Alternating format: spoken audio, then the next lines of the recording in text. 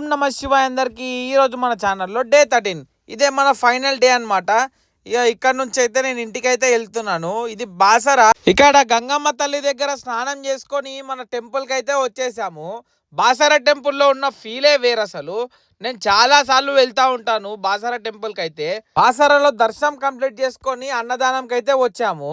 అన్నపూర్ణాదేవి ఆశ్రమం అయితే ఉంటుంది. ఇక్కడ నిత్య అన్నదానం పెడతారు భక్తులకి. ఇక్కడే భిక్ష చేసి మన హైదరాబాద్ కి అయితే స్టార్ట్ అయిపోయాము. రేపే మేము ఇరుముడి కట్టుకునేది. ఇరుముడి కట్టుకొని శ్రీశైలం అయితే వెళ్తాము. సిరులిచ్చే మన శ్రీశైలం మల్లన్న దగ్గరికి వెళ్ళి మన ఇరుముడి అయితే సమర్పించి ఇంటికి వచ్చి మాల విరమణ అయితే చేస్తా.